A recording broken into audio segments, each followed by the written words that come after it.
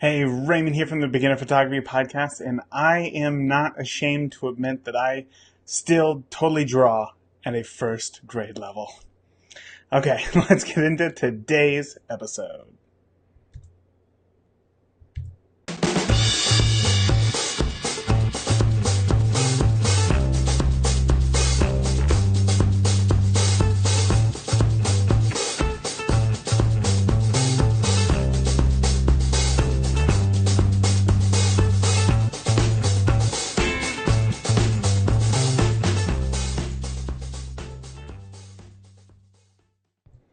Hey guys, welcome to today. This is special.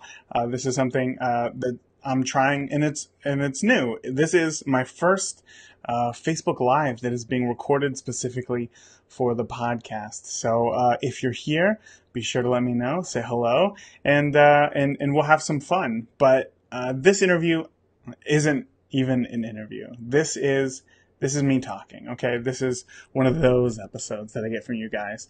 I get a lot of positive feedback, and I'm really excited for this because I want to talk about something that I think is important to me, and that is community, okay?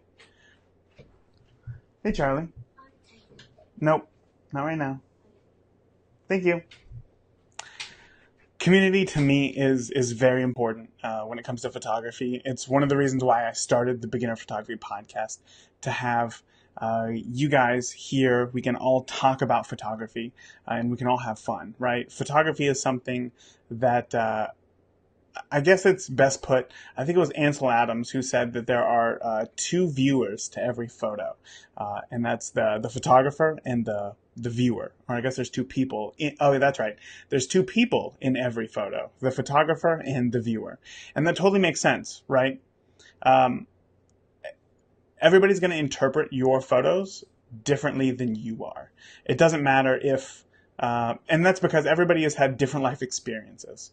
Somebody could be your same age. You could have grown up with somebody, but they still have gone through different things in their life that make their experience different than however you see something.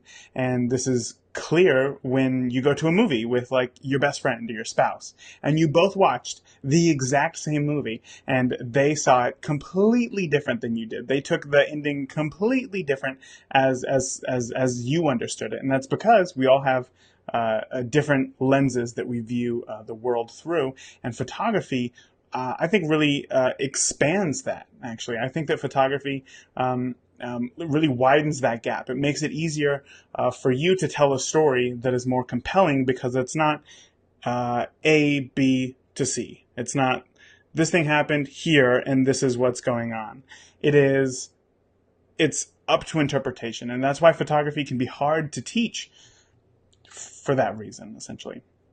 I kind of want to talk about why community is so important to me. So I wrote this down, okay? The definition of community is a feeling of fellowship with others as a result of sharing common interests, a similarity or identity. And that, coupled with Ansel Adams' quote of there are two people in every photograph, the photographer and the viewer, means that photography is community. Photography breeds community. There's no way to not have community come through with your photography. That's why we have photography competitions. That's why people invest so much money in professional photography, because it is so important to them, but for different reasons, right? So if photography, it just inherently creates community. And I think from a historical standpoint, it's always been beneficial to be part of a community, right? If you were hurt for some reason, your community would bring you home and make sure that you were healed, right? And that you wouldn't get eaten by lions or bears or whatever natural predators you had wherever your tribe was living. If you were tackling building a house, right? One person building a house is a job that could be done in theory, but it would take so long to do, and it just wouldn't be practical. Being a part of a community your community members can help jump in and lend a hand, putting up your frame. Sure, there's some things that you can do alone, but I think a big part of community is having that help, right? Um, to be able to lend a hand to accomplish something that you could not do on your own. So you also pass down your shared knowledge through community, right? And that would help you make better decisions to keep to keep yourself and your community safer, let them thrive more. So being a part of a community it's ingrained in us. Nobody wants to be alone. Okay, maybe some people want to be alone, but I think even them, they're still, I don't know. I guess maybe I haven't really met somebody who truly wants to be alone. So who am I to say what it is that they're thinking? But I think that for the majority of people, we want to be a part of something, and we want that community. That community aspect is very important, and I think that's why social media is so popular among us, right? Because for thousands of years, we were in a group of people for 200 people or so. You pretty much knew everybody in that community. It was a very tight-knit community. And when somebody came in from the outside, it was very, whoa, what's going on here? We don't know how that tribe acts. We don't know how they communicate. And then as the American dream happened, everybody got their homes. People stayed inside of their homes. People became, started watching more TV, and that became more of their community. That's why celebrities are looked up to so much, because we stopped hanging out with those 1 to 200 of our closest friends in that community. And therefore, these people on TV became our friends. So now, with social media, it comes up where people can share ideas and experiences that they're going through.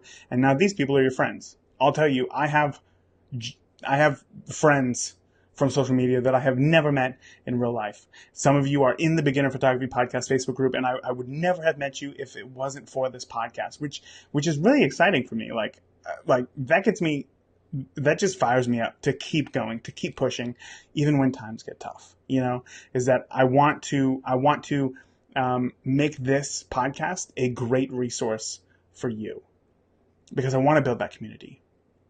I want the Beginner Photography Podcast to be a place where you can come and not feel like you're being judged, like a lot of other photography forums out there, or any YouTube video. Man, as much as I love creating photos, I love creating videos, I love finishing a wedding, I love finishing making these videos for you, educational, tutorial, whatever it is. But when I upload it to YouTube, I know that I'm just going to get some hate on some of those videos. And there's just no way around it, right? So I want to cultivate a community that has that part of it removed, because I think that is so important for your growth. So kind of back to photography and community. Photography may not like being part of the community. We just talked about how important it is to be a part of a community, some sort of community, before I went off on that tangent of why social media, I think, is so popular. But we know now that being a part of a community is vital for your health, essentially, and your longevity. So photography doesn't really fit in that model, right? It could make you happier. It can make you enjoy seemingly simple things more so, but it's not going to be beneficial to your health, I suppose, to be into photography. But it can definitely strengthen bonds that you have between other community members. And that, when we live in a society where we're not worried about getting eaten by lions and bears and whatnot, is equally as important. To have a strong bond with somebody is very important, and photography can strengthen that for us. So photography is a tool that I think that is more powerful than even you can imagine. We photographers have a vernacular, right? All of its own, right? All photography. We use words like aperture and f-stop and focal length and depth of field. All these words that the average person might think, I have no idea what they are saying right now. But it's easy for us to see how a beautiful image can be created with very little work, right? As long as you have the technical knowledge, you can go out there and create a beautiful photo, right? Maybe not consistently, but you can go out there and you can produce a beautiful photo. You know how to do it. Okay. But I think the average person is not so adept to creating great photos like you are, right? So that whole vernacular that we're talking about, you're now into photography. You read photography forums, blogs, you educate yourself, you're into photography. This is now becoming like your normal world. Words like, focal length are just like, oh yeah, I totally know what that means. You don't have to think, wait, what was that again? Like, I don't even understand what that is. Your brain instantly knows what that is. Okay. So you understand these things, but the average person does not. Okay. So I want you to understand that you have a tool in your hands that's more powerful than you think that it is. And that's only because you use it every single day. Or at least maybe you should be using it every single day. Maybe you don't, but you should be. I understand, though, it's tough with job, with having kids, family. But the average person does not have the same tools readily available to them. Or maybe they do, but they just don't utilize it. They don't continue their growth in photography. They don't try to better themselves. They just think, I got a nice fancy camera. Cool, I'm set. I'll let it do the work. And that's fine for some people, but I think it's just not enough, essentially, right? And that's why you're here to learn. That's why you're here to learn. So you may think, that you have, oh, I got this camera. Maybe I'll just go downtown and take some photos. Maybe I'll just go to the local park and take a few photos and just see what happens. It's nothing special, but I guarantee you that somebody out there, maybe you don't know who they are. Maybe you do. Chances are you do. I would be willing to bet that somebody that you know would think that one of the photos that you would take of downtown or a park or whatever that you would think are just seemingly, whatever photos. I would think that they would see the photos and be completely blown away. And that's because good photography is incredibly rare. And that makes it valuable. Just because everybody has a DSLR, just because everybody seemingly calls themselves a photographer, does not make that so. I had my wife's cousin come over literally yesterday and tell me like, oh yeah, I'm a photographer. I, took all these classes, and like, she's not. And it was predicated on her having a DSLR. Okay. So just because somebody has a DSLR and they call themselves a photographer does not necessarily mean that they are. It's when you learn, when you educate, when you better yourself, and you really know how to take a photo, and you know what it is that you're doing, when you visualize the shot before you set your settings, that is when you become a photographer. When you go out there with a vision and you do everything that you can to capture it, and you have an idea of how you're going to capture it before you actually do. Okay? I think that's what makes a photographer, or at least that's a step in the right direction of becoming a photographer. So, but because the barrier to entry keeps getting lower and lower, everybody has an amazing camera, even just in the cell phone, right? In their camera, in their cell phone, amazing camera in their cell phone, wherever they go, in their pocket. So photography feels sometimes like it's less impactful, just because I know I can be sometimes self-deprecating, right? I go out like, wow, that's a really good photo. Oh, but how hard is it to take a good photo? I don't need to share this. Everybody knows that it's easy to take a good photo, whatever. And that there's some validity to that. But I promise you that these photos, even though you can take a million of them in a second, right? Maybe not a million in a second, but you know what I mean. Even though you can go out and take thousands of photos just going to, today we went to, our family went to like this chalk festival outside. It's like lots of artists were drawing cool things like in the chalk on the street before it started pouring down rain. I mean, these artists were like literally crying because they had just spent hours and hours creating like works of art, and now here comes the rain. So anyway, it doesn't matter. Even though you could go out and just capture thousands of photos of that event, right, going on with your kids, your family, and having fun. Even if you capture some great photos in there or some really good photos in there, and you still think to yourself like, yeah, well, it's okay, The photos are, anybody can take a good photo. Anybody can take a good photo with their iPhone. It doesn't matter. It's fine. I don't need to share these. I don't like these photos don't mean anything. I guarantee you that they will be valuable to you at some point in your life. And let me explain.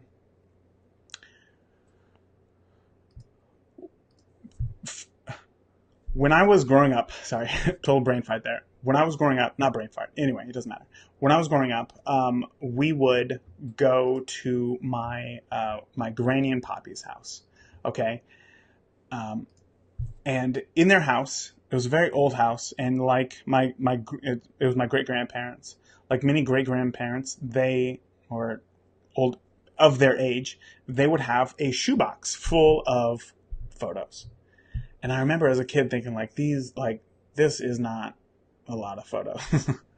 Even as a kid, right? We're talking like 1992 here. I'm thinking to myself, like, this is not a lot of photos here. Like these are all your photos? Like this is not a lot of photos, which is interesting to see just in the short amount of time, that I had been alive at that point, essentially, that I could tell that this was seemingly nothing. Okay. But these photos that they had, I was watching my aunts and my uncles, right? Or my aunts and uncle, gathered around this table looking through a few handfuls of photos. And what was great is that, today I can cull through a wedding, 3,000 images in about an hour. Okay. Maybe a little longer. But a very short amount of time, 3,000 images. Okay. I'm thinking about the shoebox. There could not have been more than 100 old, Polaroids in this shoebox, 100 of them. And they spent hours going through these photos. Hours. And you know why? It's not because of the photos themselves. It's because the idea of the photo, something inside of the photo brought up a memory or a talking point that they want to bring up from their childhood. Hey, remember that boat that we would always go out in the creek or whatever? Remember that time it flipped over? And seemingly stories that okay, where is this going? I don't understand why this is so important to you. But it doesn't matter because everybody lives their life through a different lens. Everybody has different life experiences than you. So what might not mean something to you, like I said today, you go out and take 1 million chalk photos, this chalk street art festival, may not mean anything to me as the photographer. I thought, I'll just, go out and either capture this or take a few photos of my kids looking at pictures of chalk art. May seemingly not mean a lot to me, might mean a whole lot to somebody else, right? Maybe this was the first competition that an artist was creating chalk art for this competition. The first time that they mustered up the courage to go out there and actually give it a try. So they went out there and they did it, And this photo that I took today, this didn't actually happen. We just kind of stumbled upon this thing. I didn't take any photos or anything, but this is just an example. So that photo that I could have theoretically taken, might mean a whole lot to that artist, right? Somebody who is very proud of themselves for actually getting over the fear or courage, of whatever might happen, might lose, might be in competition with other better artists. That photo might mean a lot to them. But if I don't share it, they're never going to see it, right? And part of that sharing is your community. That creates that community, right? Suddenly, there's somebody who they found cared enough about their work to take a photo of it. And they cared enough about their own work to actually enter in the competition. And now this photo means more to them than it does to you. So you have now created something for them that is more valuable to them than it is to you. And that's part of the definition of photography, right? What did I say it was? A feeling of fellowship with others as a result of sharing common interests, similarity, or identity, right? It's that fellowship with another, of sharing common interests. I thought that the photo was interesting. They thought that their street art was interesting. there's community right there. So your photography is more powerful, is what I'm trying to say, than you think that it is. Photography is very powerful, and I don't want you to forget that. Okay? Okay, so where was I? So now I want you. I want you to start thinking of photography in a way that it is going to create and build community. And I'm not saying like, with the podcast here, you are my community, because I'm talking about photography and it is a shared interest of yours. Otherwise you wouldn't be listening right now. And you're enjoying this. So therefore you're listening. We are part of a community right now. Even if it's just, the three of us in a room, this is a community. It doesn't have to be like that. Okay. It can be small. It can be just a conversation that you have with somebody on Facebook. I'm not saying like you have to go out and spend all these hours of time and years of your life, creating a community. Simply talking with somebody about photography, simply sharing more photos, simply entering in your photos maybe in a competition, meeting with other photographers, shooting together. These things build that community. You can even figure out a way, I'm sure, to give back with your photography. And that, I think, as time has gone on, is becoming more and more important to me, is finding a way to give back to my community. And it's because of this podcast, to tell you the truth. I have that whole journey that I just told you. I go out and it's like I shoot some photos and I think, anybody could take a good photo. I'm not that great. I'm just going to keep these on my computer and never share them. They're never going to see the light of day again, right? But it's talking with you, other photographers. It's you sharing your experiences and your photos that I realized, like, oh, maybe these photos are more important. Seeing your photos that you are sharing and thinking, oh, I've taken very similar photos of a similar subject and I didn't share them. And your photos are getting more response than mine, right? Because I didn't share mine.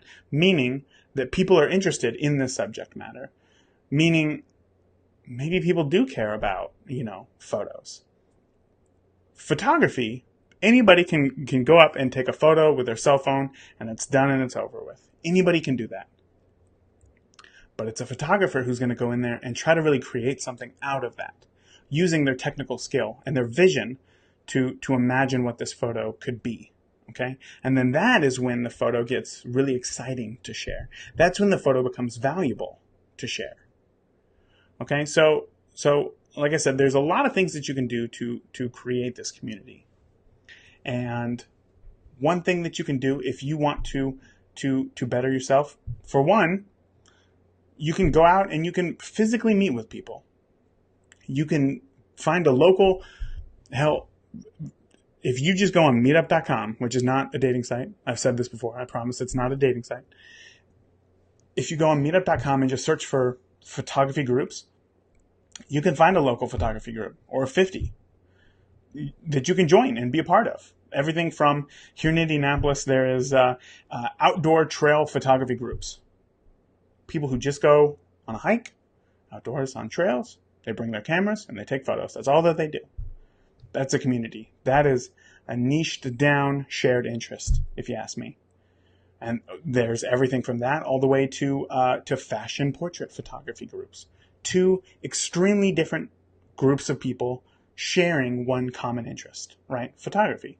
So whatever your interest is, you can go to one of these groups. You can join them. You can become friends with other photographers. You can start something together. You could grow your own community.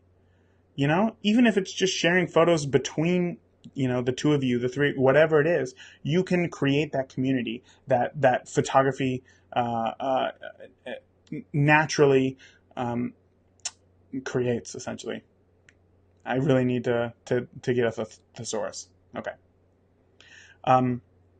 Or like I said, one thing that I've been really interested in recently is giving back with my photography. Figuring out ways that I can better other people through my photography. Okay? And there are some truly, truly, truly amazing ways that anybody, can go out and participate and give back to their community, right? You can give back to I got a few groups here that I want to list off for you. Okay, but my point being is that you can give back to a local community. You can give back to a larger community like Flickr, right? You can join competitions. You could do something that's going to help them, which is specifically more of what I'm talking about. But you can find an amazing group that truly values photographers and their photography, and it will let you give back something special to an important cause that you believe in within your local community. So, get this. I did a Google search of ways that you can do good with your photography, and I found a lot of results. A lot. And it got me, it's weird. It's like, even though I haven't participated in any of these yet, like, my heart still feels like full listening to these ideas. And it's great to hear that others are doing a lot of good with their photography and giving back with their photography, that I'm not alone, that I'm not the only person who wants to do this, right? So here's just 3 of the tons of awesome groups that I found that I want to share with you guys today, okay? The first one is called the Josephine Herrick Project, and it's based in New York City. So depending on where you are, you can join or not. I probably will not be participating in this group as I don't live anywhere close. But the idea behind this group, I think, is really cool. Okay, so their mission, and I took this straight off their website because I thought that it was perfect. Their mission is to transform the lives of individuals facing significant obstacles through photography and visual storytelling, helping them to build lifelong skills, engage with their communities, and share their vision with the wider world.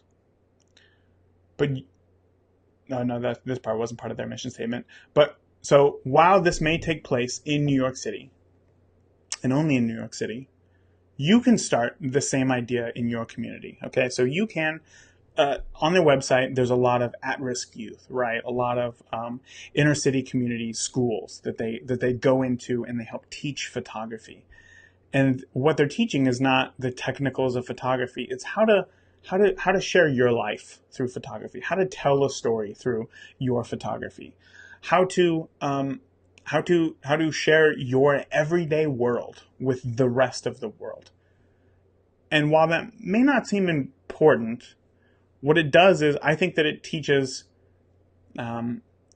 children something very important, and that is the importance of community. Okay, and that's kind of what this whole podcast has been about, is that them learning how to take photos and share photos is trying to build that community, and through building the community, they are increasing their chances of what did I say earlier about being part of a community, about being safe.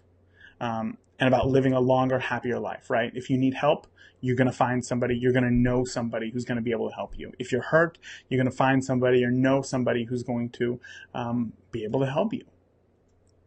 If you have a win, a success, you're going to have people who are going to be rooting for you 100% of the way. And I think that with kids need that in the first place. They need to feel like they're able to do something, and that they're not just following the rules and going through life. They need to see what they can do on their own. And photography is one of those things that is great, because now with digital photography, it's almost immediate feedback.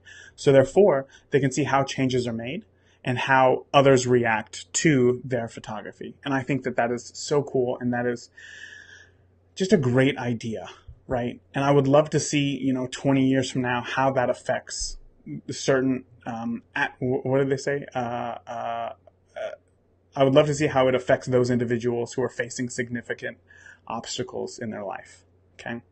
Again, this is something that is very easy. You can start it in your city. You can go to Goodwill and buy $2 cameras.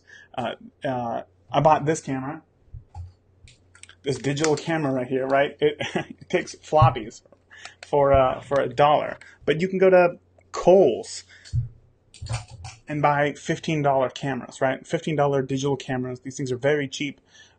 You can find people who believe in your idea and buy 10 of them, right? 10, that's $150. Now that may be a lot, but seemingly to $150 to change somebody's life suddenly doesn't seem like a lot of money to me. So you can start this in your town if that's something that you wanted to do. Some of these other ones, maybe not so much. But here's another one that I found. And this one's a fun idea, okay? It's called the Giving Lens. Okay, so the Giving Lens is an organization who they go out and they find nonprofits that are in need. Okay, most nonprofits, their presence is entirely online, right? The days where they could have lists of people who they mail out flyers to is dead. It's all online. So the importance of having a good website and powerful images on their website is very important. Okay, so the Giving Lens finds organizations, the Giving Lens is an organization who finds nonprofits in need, and then the Giving Lens, get this, they create a photography workshop in the location of that nonprofit, that the nonprofit that needs help. And then these aren't like local trips, right? These aren't like, oh yeah, I'm just spending the day, 2 towns over or whatever. No, these are like trips to Tanzania or other foreign countries. Okay, so this is like a week-long trip. Okay, so imagine going to Tanzania for a week. Okay. In Tanzania, there is a nonprofit that what they do is that they bring or they figure out a way to get fresh water to communities so that they have less diseases, less waterborne diseases, a better, survival rate, cleaner drinking water, healthier people, right? These are like real social issues that people have to go through, okay? So the Giving Lens will take you on a workshop in Tanzania, okay? And then maybe a day or two of your trip will be with that nonprofit, and they will show you, them installing a large water tank or tower or however it works. This is all an example here. They'll show you the people who are being affected by a lack of water and how their lives are going to change with having simple, fresh drinking water so that they don't have to walk 15 miles a day just to get a gallon of water. Okay. And then you as a photographer, like this is an amazing story, like unfolding before your eyes. You go in there and you capture as much as you can. And now you have something, you've taken something with your skills as a photographer that you can now donate to the nonprofit. That is an amazing idea to me. That is one of the coolest ideas.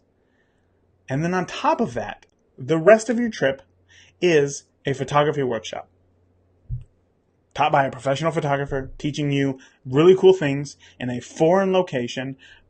This is win-win to me. This is like one of the coolest things I have heard of. Okay, so your photographs can go to the nonprofit, like I said, for them to use in their marketing material, like their website, newsletters, and what such.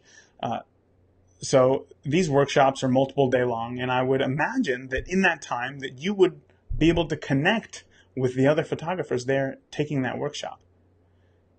And if somebody else is going to go to that workshop, knowing that they're going to be helping a nonprofit, just like you, there's a good chance that you guys are going to have a lot in common. And once again, you're building community.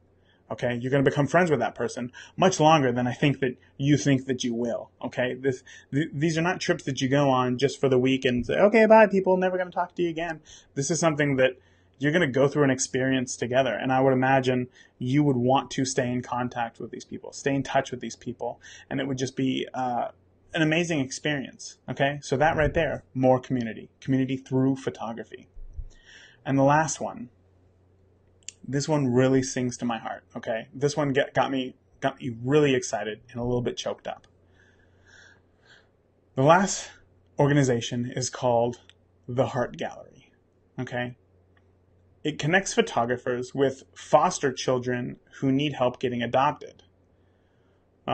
You can partner with a local business, like a hair salon for like makeup and like hair and makeup days.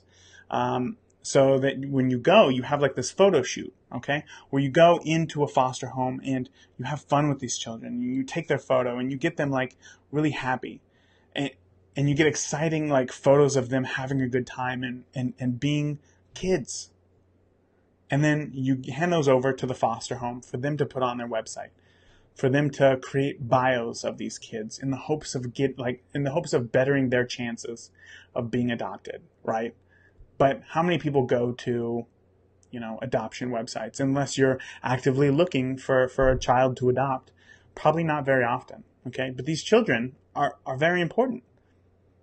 Like, these are kids who are like 14, 15 years old, who their chances of getting adopted are honestly pretty slim, you know? So then you can take that a step further and partner with more people in your community. You can partner with coffee shops. You can partner with doctors' offices. You can partner with so many other local businesses to you to then print up your photos and hang them in their storefronts, so that the people walking in and out of their stores can see these beautiful pictures of children who are local to the community. And then with their info, like, hey, this is I don't know, Mark. This is Mark. He loves playing baseball.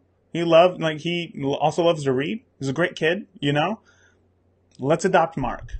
The likelihood of somebody walking through there and, oh, you know what? This kid might be a great fit for X, Y, or Z. So now it's not only the people who are going into the coffee shop or the doctor's office or whatever, who you have to worry about like being the ones to adopt a child, but they may know somebody who's looking to adopt a child. Somebody who's looking to adopt a child may be going on to foster websites, but their friends aren't. You know what I mean? So having more eyes on the community, raising that awareness, I think is just such a cool idea. And I can tell you that I am going to be taking a part in the Heart Gallery. I don't know when, but like I haven't officially like, hey, let's do this. But something inside me says that like this is so important that I'm going to be taking place in this. I'm going to be taking a part of this. So I'm hoping will happen this year, if not very early next year, as now we're into wedding season. And it's just, once again, that ability to give back to the community and potentially change somebody's lives. In all of these organizations, your photography will change somebody's life. And whether that's through teaching somebody how to photograph, how to tell a story, so that they can better communicate their life experiences, which will in turn turn them into a 10% better human being as an adult. You know what I mean? It can break a cycle of, whatever significant obstacles they're going through in their life that will change somebody's life. The giving lens. You can go to a community in need and help them with your hands, with your camera, with that tool that you have in your hands. You can do these things. What I'm saying, and look, if all of this just seems very like happy, very frou-frou, throw this out into the universe type stuff, like, don't take it as that. What I'm saying is that the whole point of this is that you have a tool in your hand that is immensely more powerful than you think, and you're not utilizing it correctly. Okay? You can come up with, and I'm not saying that you have to join one of these organizations and change the world, but what I'm saying is that you can. Or you can create something of your own. You can do something small of your own to change the world. Okay? It's very rare that you can do something that will truly change somebody's life. And the camera in your hands, it will do that. Once you figure out exactly how you want to do that. For me, I probably wouldn't, photograph, I don't know. Like, there's a lot of things that don't mean that much to me. Like, oh yeah, I get it. Like, that's a sad thing, but it doesn't pull on my heartstrings, I guess. But there's a lot of organizations that do. Okay, so maybe you don't want to go out and go to another country when there's plenty of help that can be done here, or maybe an organization in your local community that you can personally help. Okay? I want this to be very motivational. I want you to get excited about your photography. I want you to want to right now grab your camera and think of how you can do better in the world. You know, how you can change somebody's life. And maybe not in a big way. Maybe it's just making them smile. You know, that's it. I want you to figure that out, or at least think about it. And that's it, okay? If you want to join a community that I'm going to start a discussion and how people can change the world so that you can hear about how others change the world, you can join the Beginner Photography Podcast Facebook group. There are so many people in there right now who I think would love to change the world if they could figure out how. And even though they have the tool in their camera, they're not doing it. But to be fair, neither am I. This isn't any blame or anything. But we're going to talk about this in the group, and I'm really excited about it, okay? So if you want to join that community, head over to Facebook, search for the Beginner Photography Podcast, and then on the right of the page, you can find a link to the group, and then you can request to join. There's only 3 questions that you gotta answer, and then that's it, okay? Next thing is, if you want to get more motivation like this, more daily photography content, I'm really excited about this. Hold on, let me turn on my microphone.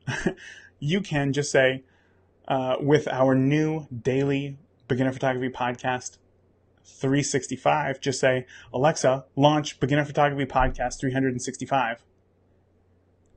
And you will get access to our daily flash briefing of photography motivation, just like this. Photography tips, how you can become a better photographer. Photography assignments, how you can get out there and actually like put what you've learned to the test. And even some photo history that I think is cool, as well as my favorite thing, photography Q&A. So if you have a question about photography, you can use the Anchor app on your Android phone or your iOS phone and call into the show anytime, day or night, doesn't matter. Just search for BPP 365, and then you can send us a voice message, and you can ask your questions or tell me why photography excites you. What gets you excited about photography? And I will put it on the show. That's right. All right, guys. That is it for today. I thank you all for joining me today here in the Facebook Live. This has been fun. I think I'm going to have to do more of these because it's just the thoughts just kind of come off my head, and I like this. If it seemed like I rambled on a bit, I apologize. Let me know. I'd love to hear your comments on this, as this is totally new for me. So, all right, guys, that is it. I love you all, and I will see you next week. But until then, I want you to get out there. I want you to keep shooting. Most of all, though, I want you to be safe and build you a community, okay? Do something that's going to make somebody smile this week. All right, that's it. I love you all. And again, I will see you next week.